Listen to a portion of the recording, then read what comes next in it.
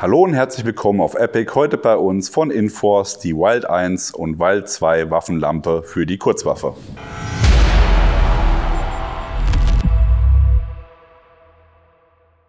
Wie ihr es gerade im Disclaimer gesehen habt, wir befinden uns aktuell in Österreich, wo im Waffengesetz Laser- und Lichtmodule erlaubt sind. Bedeutet, wir können hier die euch auch entsprechend vorführen. Wenn ihr aus Deutschland kommt, könnt ihr natürlich auch dem Waffengesetz entsprechend eurer Ausnahmegenehmigung oder als Behörde mit diesen Modulen arbeiten. Deswegen stellen wir es euch vor und natürlich für alle anderen Länder, wo das denn erlaubt ist. Es gilt immer das jeweilige Landesrecht. Waffengesetz, Landesrecht. Inforce hat schon länger mit Waffenlampen zu tun und arbeiten da kontinuierlich auch an den Verbesserungen. Wir werden euch auch neben den Wild Pistol Weapon Lights die Rifle Lights vorstellen. Ist auch nochmal eine sehr, sehr gute, günstige Alternative im Bereich der Waffenlampen, die tatsächlich auch weit verbreitet sind und großen Anklang finden bei vielen Leuten, die eben auch nochmal eine Alternative zu den üblichen Verdächtigen suchen, könnt ihr auf jeden Fall euch mal Inforce anschauen. Die Wild 1 und die Wild 2 sind die Pistol Weapon Lights von Inforce und kommen in verschiedenen Leistungsstufen, sage ich mal. Natürlich kommt mit einer höheren Leistungsstufe auch immer ein größeres Format. Ihr seht es jetzt schon, aktuell ist die Wild 1 montiert und die Wild 2 halte ich hier unten drunter. Und da seht ihr ganz klar, die Wild 1 ist von den Maßen her bündig abschließend mit einer Glock 17 hier zum Beispiel, wäre dementsprechend auch nochmal ein bisschen kompakter, gerade auch wenn es ums Concealed Carry geht. Und die Wild 2 würde einfach nochmal mehr Leistung bringen. Wir fangen mal mit der Wild 1 an. Hier haben wir eine Leistung von 500 Lumen, hat 5000 Candela und eine Reichweite von 140 Meter, wenn ich hier die Lampe betätige. Wir haben hier eine Abmessung von 6,4 cm in der Länge mit einer Bezel von 2,4, also vorne haben wir 2,4 cm in den Maßen und wir haben ein Gewicht von 83 Gramm ohne Batterie. Die Batterie wird, wie bei vielen anderen Waffenlampen auch, von vorne eingesetzt, indem der Lampenkopf abgeschraubt wird und dann kann ich hier die Batterie einsetzen. Die Wild 1 benötigt eine CR123 Batterie, während die Wild 2 zwei CR123 Batterien benötigt. Wir haben hier eine Wasserdichtigkeit von 20 Metern. Von der Stoßfestigkeit gibt Inforce nichts an. Wir vermuten aber die üblichen Werte, die am Markt gängig sind, gerade auch bei der Aluminiumkonstruktion von T6061, dass hier 1 Meter Fallhöhe garantiert sicher ist, ohne dass die Lampe kaputt geht. Die Bedienung ist hier mit flachen Tasten ausgeführt, die beidseitig vorhanden sind und auch beidseitig gleich belegt sind. Ihr habt Dauer- und Momentlicht und das ist hier ganz smart gelöst. Bedeutet, wenn ich nur mal kurz das Ganze antippe, habe ich mein Dauerlicht. Und wenn ich den Schalter länger als eine halbe Sekunde gedrückt habe, habe ich immer automatisch nur mein Momentlicht. Das heißt, in dem Moment, wo ich jetzt loslasse, geht sie auch wieder aus. Und zum Dauerlicht einschalten tippe ich sie einfach nur einmal an. Und das geht, wie gesagt, dann auch hier problemlos mit der anderen Hand, wenn ich das denn so machen möchte. Wir haben hier übrigens eine Airsoft für das sichere Handling, nur dass ihr auch da mal Bescheid wisst. Ja, für die Montage gibt es bei Inforce hier verschiedene Optionen. Ich schraube das einmal kurz ab, damit ihr sehen könnt, was ich meine. Denn die Wild 1 und Wild 2 haben hier einen Unterschied. Während die Wild 1 einen Umbau benötigt, hat die Wild 2 den sogenannten patentierten Inforce Crossbar. Hier bei der Wild 1 habe ich hier eine Universal Mount standardmäßig, die vorgegeben wird, passt für viele Waffen. Ich habe aber auch die 1913 Rail als zusätzliche Platte, die ich hier einsetzen kann. Dazu löse ich dann quasi meine Klemmbacke hier an der Seite und nehme dann da das Teil heraus und setze das andere dafür ein. Hat den Vorteil, dass die Einkerbung hier vorne zum Beispiel bei der Glock ein bisschen tiefer ist. Hat den Vorteil, dass dann mit der 1913 Rail die Lampe ein bisschen fester sitzt und das Ganze spielfreier ist. Die Inforce Wild 1 und Wild 2 haben auch einen Lockout-Modus, um das Ganze zu sichern für den Transport. Dazu zeige ich euch das Ganze mal an der Wild 2. Ihr habt hier jeweils die beiden Pedal und egal welches ihr drückt, mit dem ihr anfangt, das zweite ist dann auch involviert. Das heißt, ihr nehmt euch eines der Pedal heraus, drückt es und haltet es gedrückt und drückt dann im Anschluss direkt das zweite hinterher und haltet es gedrückt. Dann wird die Lampe viermal blinken. So, jetzt 1, 2, 3, 4. Und jetzt ist die Lampe gesperrt. Das heißt, ich kann hier die Tasten drücken, so viel ich will, da passiert nichts. Und Entsperren funktioniert genauso. Drücken und gedrückt halten, zweite Taste dazu. Jetzt blinkt sie allerdings nur zweimal. Und dann kann ich die Lampe wieder ganz normal bedienen, wie gehabt.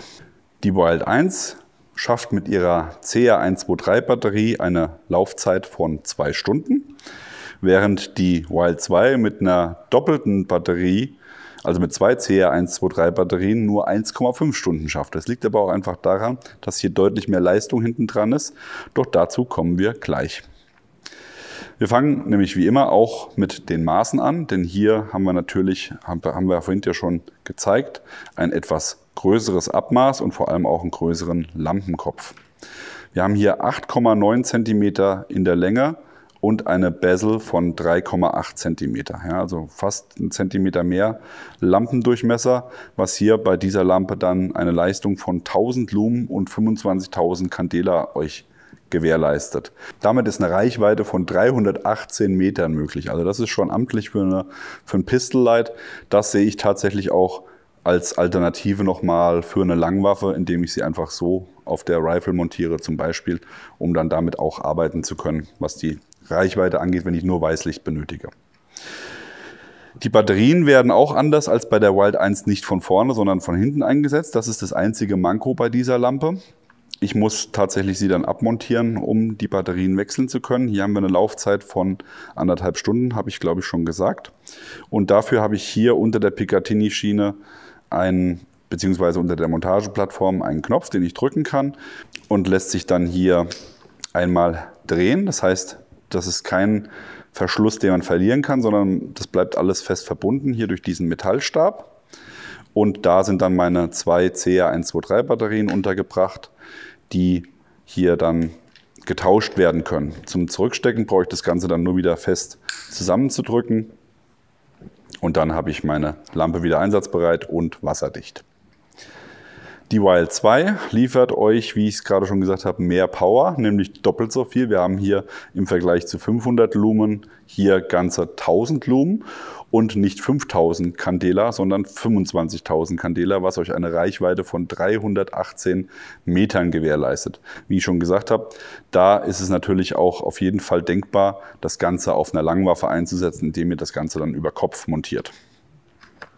Für die Kurzwaffe wäre hier dann aber auch die Möglichkeit gegeben, das Ganze zu montieren. Ich schraube es hier gerade mal an unsere Airsoft Glock, damit ihr einfach mal seht, wie groß das im Vergleich zur Wild 1 von Inforce aussieht. Also ihr seht, das steht dann schon darüber hinaus, bringt euch aber dann entsprechend auch mehr Licht.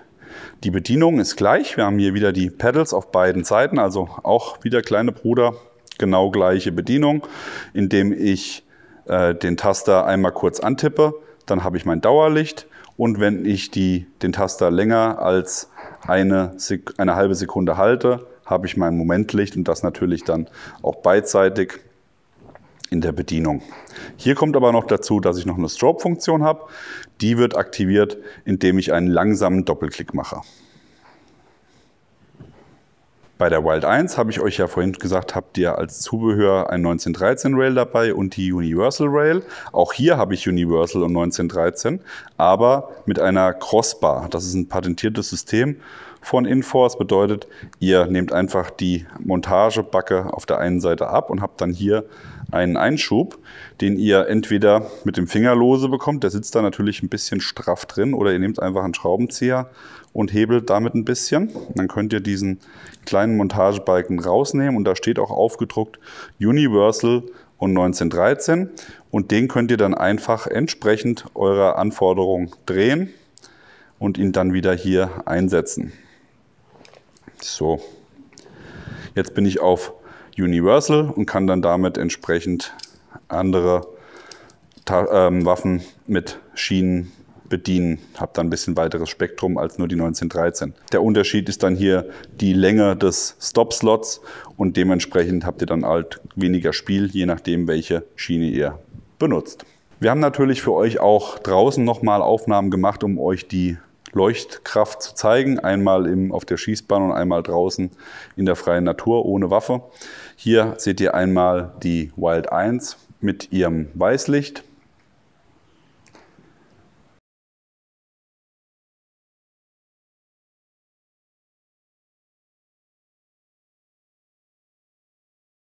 Und hier die Wild 2 mit 1000 Lumen Weißlicht.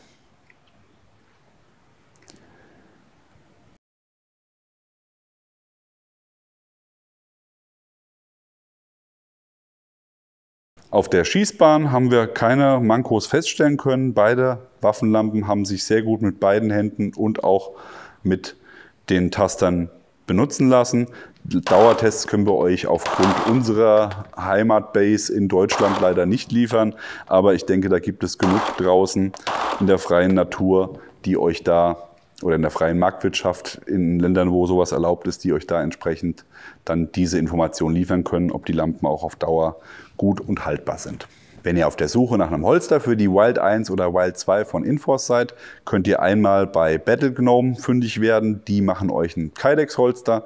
Oder aber, wenn ihr auf Leder steht, dann könnt ihr euch an die Firma Falco aus Italien wenden. Wir packen euch beides in die Videobeschreibung.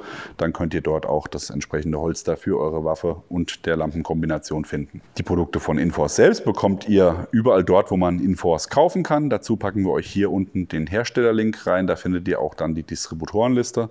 Ist, denke ich, auf jeden Fall einen weiteren Blick wert. Und da könnt ihr euch auch schon darauf freuen, dass wir euch demnächst noch die Waffenlampen für die Langwaffe vorstellen. Das wird auch nochmal spannend, denn da sind wir bereits in der 3. Generation. Ja, was sagt ihr zur Inforce Wild 1 und Wild 2? Habt ihr sie vielleicht selber schon im Einsatz oder auch Vorgängermodelle für die Kurzwaffe? Schreibt es uns gerne mal in die Kommentare oder auch gerne auch, was eure Lieblingswaffenlampe ist. Da freuen wir uns immer drüber und dann lesen wir uns das durch und geben dieses Feedback auch an die Hersteller weiter.